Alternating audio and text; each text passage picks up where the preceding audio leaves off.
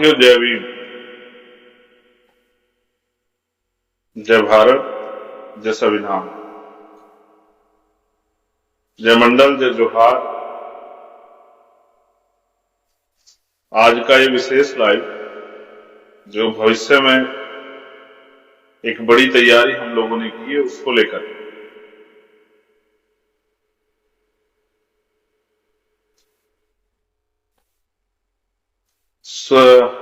आज के इस लाइव को शुरू करने से पहले बहुजन समाज में जन्मे सभी संतों, गुरुओं, महान पुरुषों को नमन करता हूं। उन महान पुरुषों को नमन जिन महान पुरुषों की वजह से हम लोगों को इस देश में स्वाभिमान सम्मान का जीवन मिला। और क्योंकि ये जीवन में जो सुख सुविधाएं और सम्मान है, अवसर है, ये महापुरुषों के संघर्ष, उनके त्याग, उनके बलिदान, उनके समर्पण और वो जिस तरह से व्यक्तिगत अपने लिए ना जी के हमारे लीजिए उनकी वजह से। तो इसलिए मेरा ये मन था कि आपसे बात की जाए और भविष्य में जो आंदोलन हम लोग करने वाले हैं उसके लिए आपको सूचना दी जाए।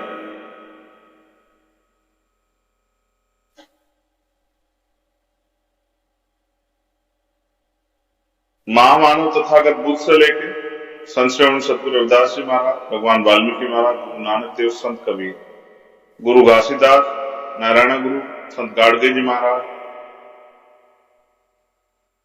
राष्ट्रपिता ज्योतिबा फूले, छत्रपति साहू जी महाराज, डॉक्टर बाबा साहब अम्बेडकर, संतराम बीए प्रजापति,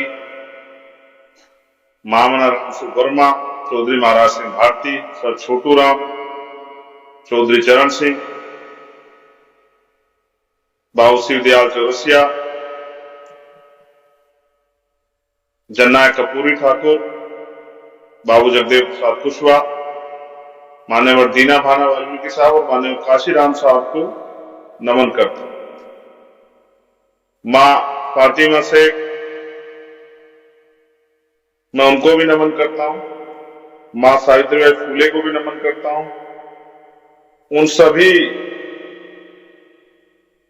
महान पुरुषों को नमन करता हूं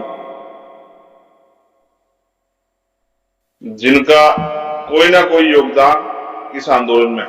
और आज क्योंकि बड़ा दिन, एक तरफ जहां मां फातिमा शेख जी की जयंती है आज, जिन्होंने वंचित और शोषित और महिलाओं को पढ़ने के लिए, बच्चों को पढ़ने के लिए पहले स्कूल की व्यवस्था कराई, मां सावित्रीबाई फूले, राष्ट्रपिता ज्योतिबा फूले के साथ। वहीं किसान, कमेरों, नौजवान व्यवस्था परिवर्तन के एक और पिलर श्रद्धेय सर छोटू राम जी की आज स्मृति दिवस भी है। आज के दिन मैं इन दोनों महान विभूतियों को नमन करता हूं। किसानों के लिए, कमेरों के लिए, मेहनतकश कौमों के लिए सर छोटू राम का एक बड़ा योगदान है। लोग उनको जाट नेता के रूप में बताने का प्रयास करते हैं, लेकिन वो जाटों के नेता नहीं थे, वो पूरे किसान, कमेरे, कमजोर, शोषित, वंचित वर्ग के नेता थे। और ऐसे ही मां सावित्रीबाई फूले के साथ ही रही, जो प्रथम शिक्षिका थी मुस्लिम समाज से। मां फातिमा शेख को भी आज उनकी जयंती के दिवस में हम लोग याद करते हैं, नमन करते हैं। सम्मानित साथियों, मैं आजकल ज्यादा समय नगीना लोकसभा क्षेत्र में देता हूं, क्योंकि आज तक मैंने राजनीतिक रूप से जो काम किया उसमें मुझे बहुत ज्यादा समय चुनाव के अंदर नहीं मिला। लेकिन इस बार आजाद समाज पार्टी पूरी तैयारी से नगीना लोकसभा चुनाव लड़। मैं लोगों के बीच जाता हूं, लोगों के दुख सुख, उनकी समस्याओं को जानता हूं, उनके बीच रहता हूं और मेरा प्रयास है कि ज्यादा से ज्यादा लोगों तक अपनी बात, अपने विचार पहुंचाएं। मैं दो चीजों पे यहां बात करूंगा, आप बड़े पैमाने मुझे सुनेंगे इस लाइव के बाद। और हमारे बहुजन मीडिया के जो साथी है वो यहां से उठा के उसको सोशल मीडिया पे भी डालें। साथियों, देश में जब 15 अगस्त 1947 को आजादी आई तो आजादी के साथ वंचित वर्ग के लोगों को अधिकार नहीं है, महिलाओं पर अधिकार नहीं आए, हक वंचित समाज पे अधिकार नहीं आए। उन अधिकारों को आने में जो समय लगा वो 2 साल 11 महीने 18 दिन में तैयार होकर जो संविधान डॉक्टर बाबा साहब अम्बेडकर के नेतृत्व में आया, उस समय के साथ वो अधिकार आए। 26 जनवरी 1950 को जिस दिन संविधान लागू, जिस दिन इस देश में गैर बराबरी अगर कोई करेगा उसके खिलाफ कानून आए, छुआछूत कोई करेगा उसके खिलाफ कानून आए, और अवसर की समता, यानी कि चाहे किसान का बेटा हो, मजदूर का बेटा हो, चाहे किसी वर्ग का बेटा हो, वो भी दूसरे लोगों की तरह अपने अधिकार प्राप्त करके, अच्छी शिक्षा प्राप्त करके, अच्छी नौकरियों में जा सकता है, बिजनेस कर सकता है, रोजगार कर सकता है, किसी भी प्रोफेशन को चुन सकता है। ये सुनिश्चित हुआ कि इस देश के शूद्रों को भी सभी जगह पे जाने की आजादी है, सभी पोस्ट पे। यह भी सुनिश्चित हुआ कि देश की बेटियां भी प्रधान से लेकर प्रधानमंत्री बन सकती हैं। अनुसूचित जाति जनजाति वर्ग के लिए आरक्षण की व्यवस्था हुई। बाद में वही आंदोलन जो है आगे बढ़ के मंडल कमीशन के रूप में पिछड़े वर्ग के लोगों के लिए भी आरक्षण की व्यवस्था हुई। सम्मानित बंधुओं, मेरी बहनों, माओ, प्यारे छोटे भाइयों, मुझसे बड़े भाइयों, और समाज का जो बुद्धिजीवी वर्ग है, पढ़ा लिखा समाज, उनको भी मेरा ये संदेश है कि जिस उम्मीदों से बाबा साहब अम्बेडकर ने हमें वोट का अधिकार दिलाया और बाकी अधिकार दिलाया, उनको ये एहसास था कि पढ़ लिख के आने वाली पीढ़ियां वो वोट की वैल्यू को, शिक्षा की वैल्यू को, संघर्ष की वैल्यू को और संगठित होने के कार्य करके देश में आगे बढ़ेगी और अपनी जो अधिकार संविधान ने दिए हैं उन अधिकारों की रक्षा करेगी और उन अधिकारों को लागू कराने का काम करेगी।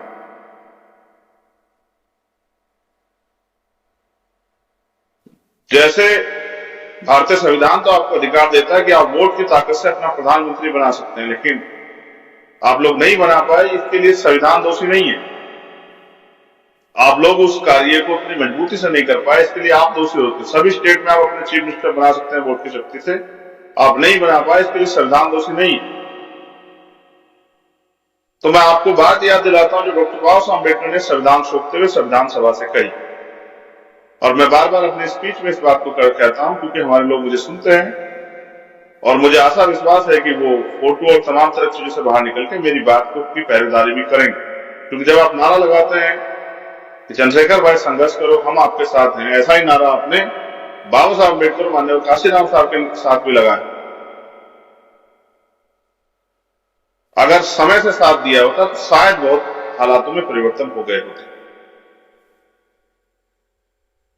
तो एक नारा पंजाब में बहुत मशहूर है, जो नारा लगता है, जो है कि काशीराम तेरी सोच पे पहरा देंगे ठोक के, बाबा साहब तेरी सोच पे पहरा देंगे ठोक के, सदगुरु रविदास तेरी सोच पे, भगवान वाल्मीकि तेरी सोच पे पहरा देंगे ठोक के। पहरा देंगे ठोक के का मतलब होता है कि हम आपके विचार की पहरेदारी करेंगे और आपके अधूरे सपने को पूरा करेंगे।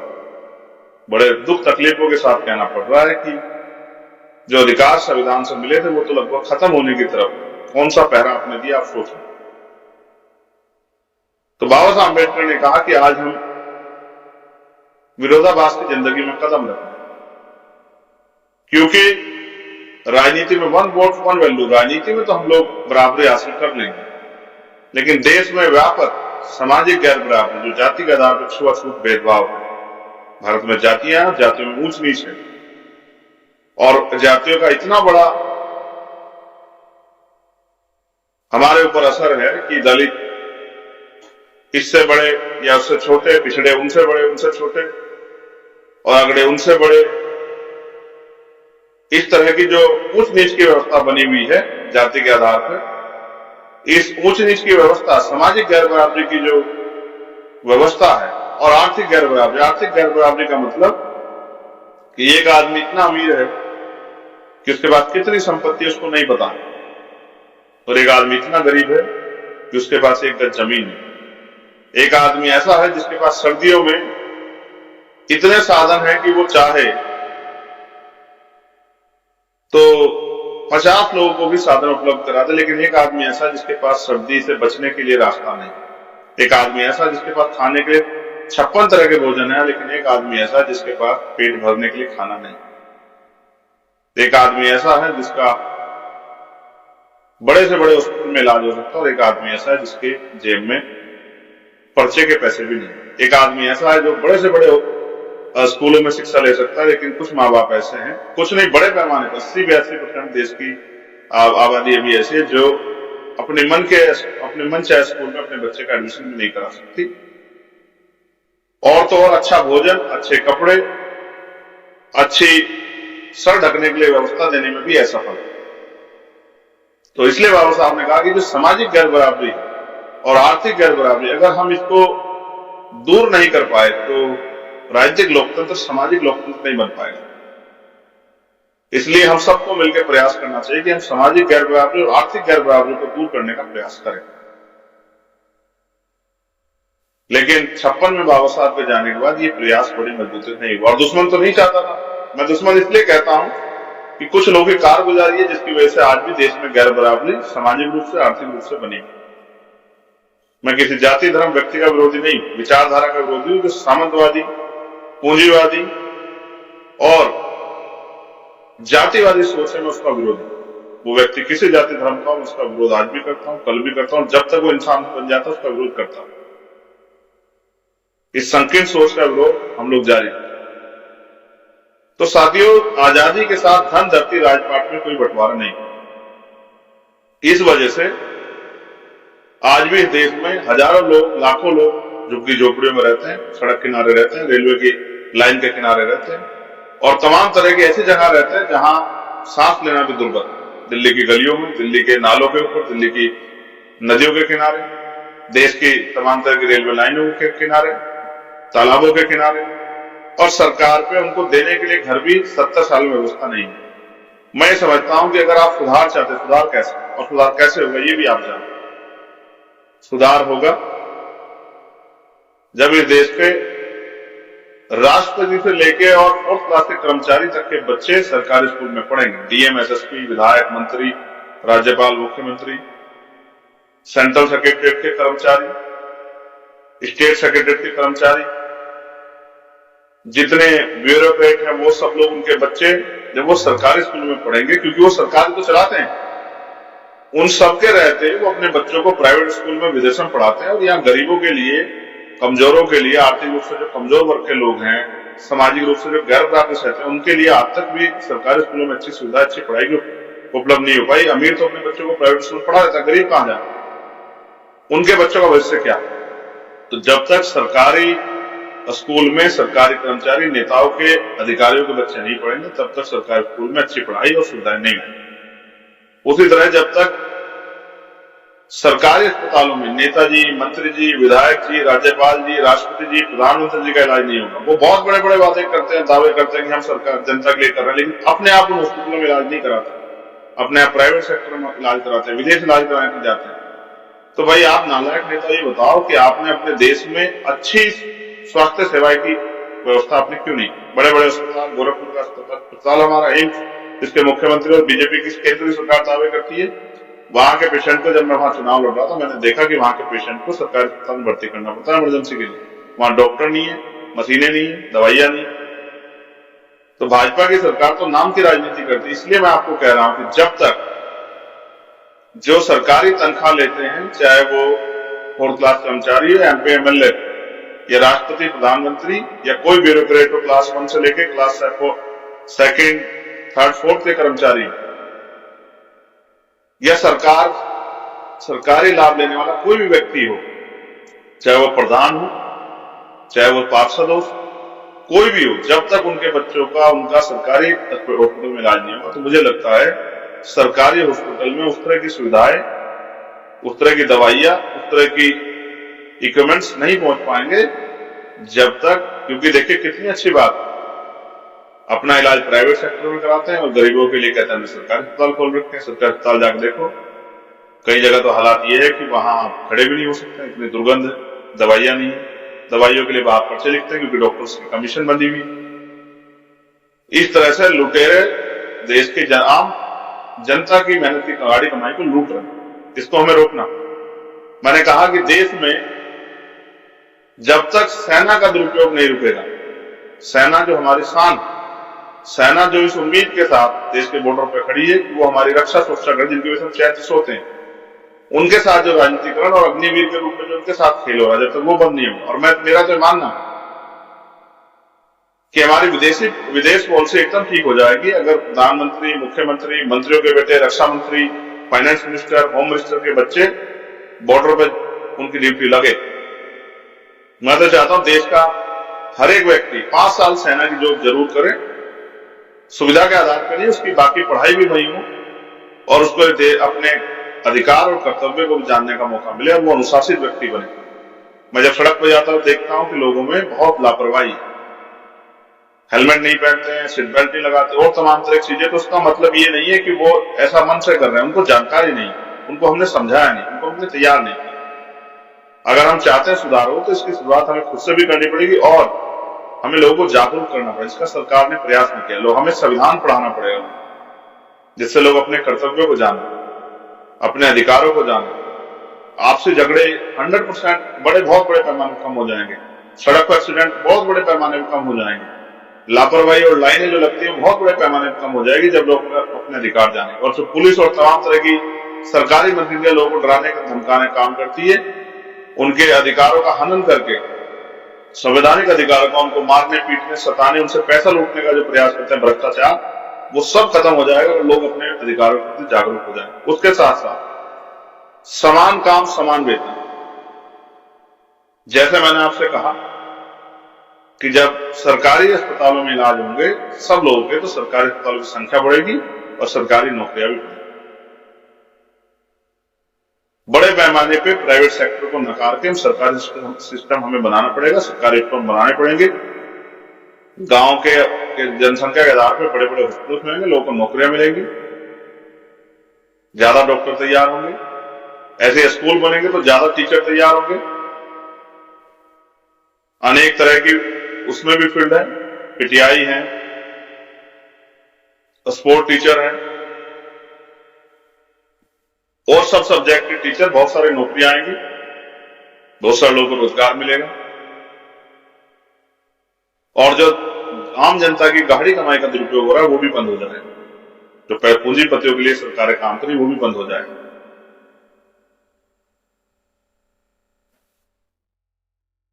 मीडिया भी, अगर सरकार भ्रष्ट ना हो तो सरकार के अंडरटेकिंग हो तो बड़े बड़े विज्ञापन लेकर मीडिया अपना काम कर रही है और झूठ दिखाने काम करती है, सच छिपाने काम करती है, सरकार के पिछलग्गू बनी रहती है, उन पर भी पाबंदी लगनी चाहिए।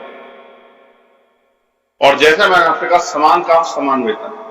अगर आप सरकारी कर्मचारी से उसको 8 घंटे का जो वेतन देते हैं वही आप संविदा कर्मचारी को भी आपको देना चाहिए। कहां 8 घंटे मजदूरी के 150 रुपए मिलते हैं, वहीं 8 घंटे सरकारी नौकरी करने वाले व्यक्ति को 2000 रुपए मिलते हैं। काम वो भी इतना ही करता है, काम ये भी इतना ही करता है। कहीं आपने ठेकेदारी पे, संविदा पे लगा के, सफाई कर्मचारी आपने लगा रखे हैं, सीवर में भी उतरते हैं, नाले में भी उतरते हैं, मरते भी हैं, सड़क भी साफ करते हैं। वही अगर आपने सरकारी कर्मचारी को लगाया, उसकी तनख्वाह 50,000 रुपए, और जो आपने संविदा ठेकेदारी पर लगाया उसको आप 6,000 रुपए, 7,000 रुपए, 10,000 रुपए दे रहे। तो इसलिए समान काम समान वेतन। एक अध्यापक को आप 40,000 रुपए तनख्वाह देते हो, 50,000 रुपए, वहीं संविदा पे काम करने वाले अध्यापक को आप 2,000 रुपए, 4,000 रुपए, 6,000 रुपए देते हैं। भाई उनके जो घर की समस्या वो कैसे पूरी होगी? तो समान काम समान वेतन, जिस तरह का काम उस तरह का वेतन मिलना चाहिए, ऐसा मेरा प्रयास है और ऐसा हमारी पार्टी सोचती है, हमारे नेता भी ऐसा सोचते हैं। जितना निजी सेक्टर है उसको प्राइवेट सेक्टर को हमें सरकारी सेक्टर में बदलना पड़ेगा, जिससे सरकारी सेक्टर जनता की पहुंच में है। सरकारी सेक्टर सस्ता है, जनता की पहुंच में, जनता के लिए आसान है। अगर हम जनता को सुख सुविधा देना चाहते हैं, हमें तय करना पड़ेगा सरकारों को, पूंजीपति को सुविधा देना चाहते हैं, जनता को देना चाहे तो जनता के लिए आसान करना चाहिए। ये नहीं कि महंगाई बढ़ानी चाहिए, हमें जनता के लिए सुख सुविधाएं आसान करनी चाहिए, तो सस्ती करनी चाहिए। लेकिन देश में तो महंगाई बेरोजगारी बढ़ रही है, क्योंकि भ्रष्टाचारी नेताओं की वजह से ये जा रही है। और एक जो सबसे बड़ी समस्या आज मेरे सामने आई, जिस पर मैं गांव देहात में जाता हूं, लोग दुखी है, और मैं इस बात को स्वीकार भी कर रहा हूं कि जनता का जो भय है वो दूर होना चाहिए। जनता की जो शंका है वो है ईवीएम। बहुत दिन से लोग मुझे कह रहे थे भैया आप ईवीएम पे आंदोलन नहीं करें, आप ईवीएम पे बोलते नहीं। मगर मैंने उनको, कुछ लोगों को अपने समझाया, वो शांत भी हो गए कि अगर आप 10, 20, 50 लोग जिला स्तर पर उतर जाओगे, इससे कुछ होगा नहीं, उससे सरकार पे कोई असर नहीं पड़ेगा। इसलिए पहले जनमत तैयार की गई, तो हमने आज बड़े पैमाने पर जनमत तैयार कर लिया है। अब हम उस जनमत के जरिए बड़े आंदोलन की तैयारी कर रहे हैं ईवीएम पे। हमारे लोग तैयार हो जाएं, हम ईवीएम को बंद करवा के, या क्या तो ईवीएम को बंद करवाएंगे या फेल करवाएंगे, जिससे लोगों की वोटों की चोरी और लोगों के मन में जो शंका है वो ना हो। इसलिए अभी 12 तारीख से हमारे सम्मेलन उत्तर प्रदेश में शुरू हो रहे हैं। 11 तारीख को मेरे पिताजी की बरसी है, मैं परिवार के बीच में रहूंगा। वो दिन मेरे लिए बहुत अहम है, क्योंकि मैं अपने पिता से जो संकल्प मैंने किया था उसको मुझे पूरा करने के लिए मैं दिन रात मेहनत करता हूं। और बाबा साहब अम्बेडकर, माननीय काशीराम साहब और अन्य हमारे सभी महापुरुषों के सपनों को पूरा करने का भी काम उसी के साथ जुड़ा था। लेकिन 11 तारीख की बरसी के बाद 12 तारीख से हम लोग उत्तर प्रदेश सम्मेलन शुरू कर रहे हैं। 12 तारीख को हम लोग इटावा रहेंगे, 13 में उन्नाव रहेंगे, 14 में कानपुर रहेंगे, 15 में आजमगढ़ रहेंगे, 16 में मऊ रहेंगे। आगे भविष्य में भी ये कार्यक्रम चलते रहेंगे, और इसको बंद कराने के लिए राष्ट्रीय स्तर पर भी दिल्ली में भी एक बड़ा जनमत के साथ आंदोलन हम लोग करेंगे। क्योंकि अगर लोगों को ये ऐसा मन में शंका पैदा हो गई है, तो ये कैसा लोकतंत्र है, कैसा जनतंत्र है? लोकतंत्र का मतलब है जनता द्वारा जनता की सरकार, जनता के लिए काम करने वाले नुमाइंदे। लेकिन ये कैसा लोकतंत्र है जब जनता को विश्वास नहीं कि उनकी वोट जिसको वो डाल रहे हैं जा रही नहीं जा। हमारा मकसद सिर्फ चुनाव लड़ना नहीं है, जनता की आवाज उठाना, जनता के मुद्दों को वहां तक पहुंचाना, जो भी बेहतर से बेहतर जनता के लिए कर। जैसे हमें अवसर मिलेगा तो हमको करके दिखाएंगे जो हमने आपसे कहा। 100% आरक्षण व्यवस्था, दलित वर्ग को उनकी आबादी के हिसाब से, पिछड़े वर्ग के लोगों को उनकी आबादी के हिसाब से, मुसलमानों को उनकी आबादी के हिसाब से, जैन, सिख, बौद्ध और जो भारत की जातीय व्यवस्था में ऊंची जातियों के लोग जो खुद को मानते हैं तथाकथित, जबकि इंसान में वो कर्म से आदमी ऊंचा और नीचा होता है, जन्म से नहीं होता। हम इसके खिलाफ, उनको भी उनकी जितनी संख्या है उनका सर्वेक्षण कराकर उसके आधार पर उनको भी सरकारी नौकरियों में हिस्सेदारी हम लोग देने का काम करेंगे। जितनी भी उनकी जनसंख्या, अगर 15% बैठती है तो 15%।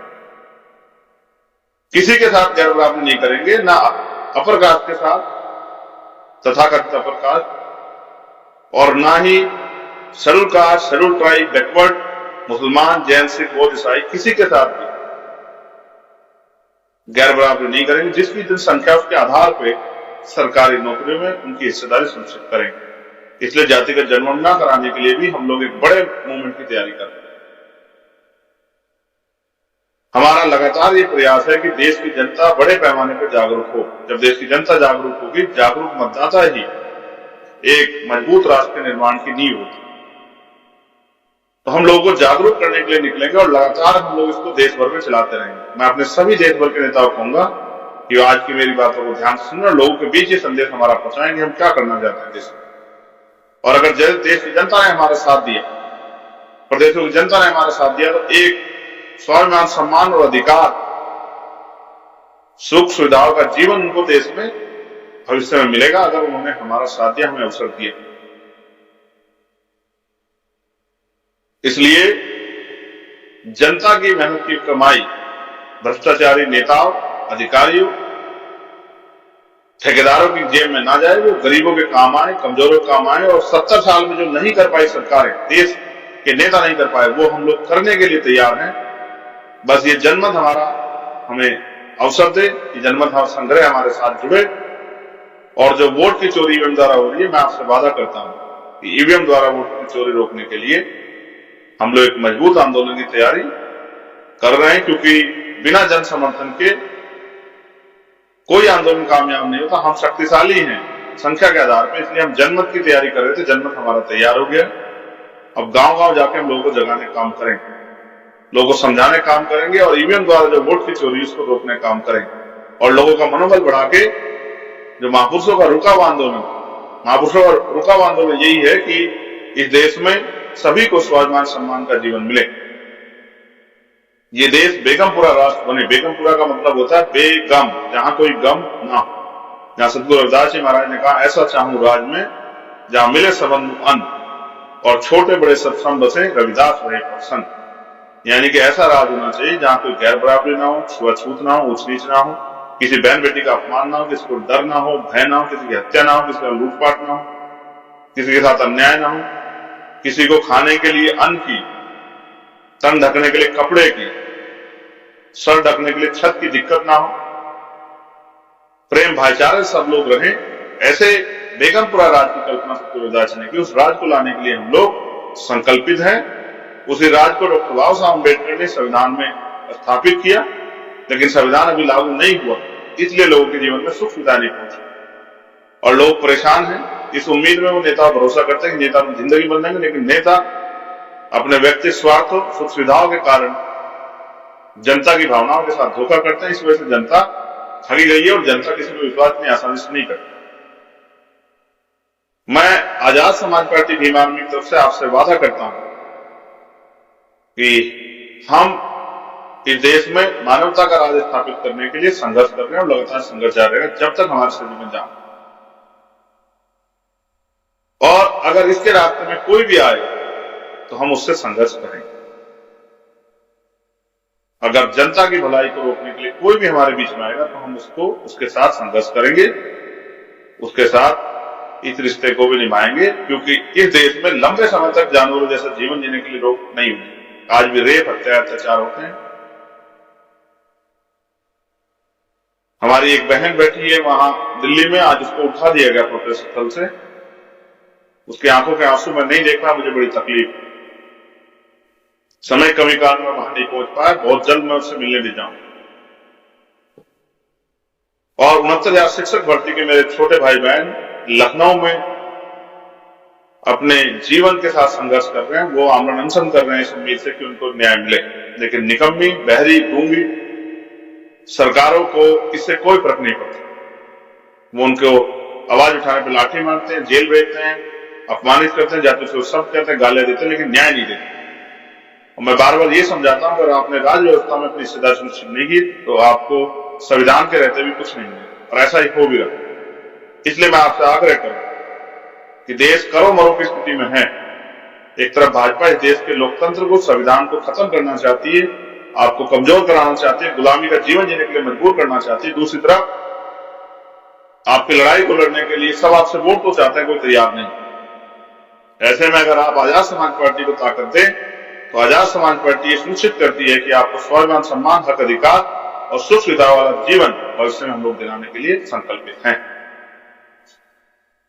आज के लिए इतना ही। आप सभी के लिए मेरी मंगल कामना। और देश भर में जो बीमार में आजाद समाज पार्टी के नेता काम करें, उनसे कहूंगा कार्यकर्ता काम करें, तो मेरी इन बातों को नोट कर लें, डायरी बना लें, एक एक बार नोट कर लें और जनता के बीच जाके इस बात को रखें कि अगर आजाद समाज पार्टी का अवसर मिला तो ये सुख सुविधाएं और ये सम्मान का जीवन आपके हिस्से में आएगा। कोई बहन बेटियां डर में नहीं रहेंगी, किसी का अपमान नहीं होगा, किसी रेप हत्या नहीं होगी, किसी बुजुर्ग का अपमान नहीं होगा जाति के आधार पर, धर्म के आधार पर। किसी मुसलमान को, किसी जैन को, उनके धार्मिक स्थलों को कुचला नहीं जाएगा जिस पर कुचला जा रहा है। किसी मुसलमान को दाढ़ी टोपी के नाम पर नहीं मारा जाएगा, धर्म के नाम पर नहीं मारा जाएगा। ईसाइयों को अब उनके प्रार्थना करने पर, पूजा स्थल पर जाने पर नहीं मारा जाएगा। बुद्धिस्टों को भी उनके भगवान बुद्ध के जो है सिद्धांतों पर चलने से कोई रोक नहीं पाएगा।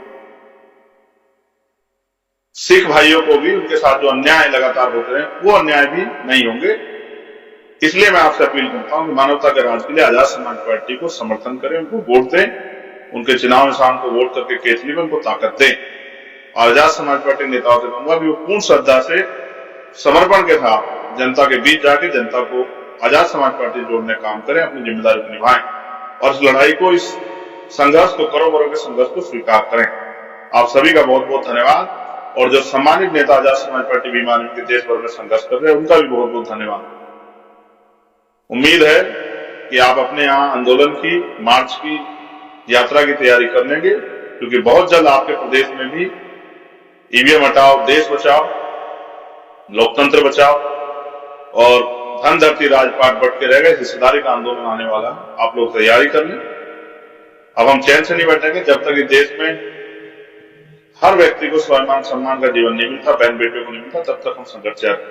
आप सभी के लिए मंगल कामनाएं, नए वर्ष की हार्दिक बधाई। मिलते हैं 12 तारीख को इटावा, 13 तारीख को उन्नाव, 14 तारीख को कानपुर देहात, 15 तारीख को आजमगढ़, 16 तारीख को मऊ। उसके बाद भी लगातार आपको आगे सूचना दी जाएगी। आशा उम्मीद कि आप बढ़ चढ़ के हिस्सा लेके उनको ताकत दोगे। धन्यवाद।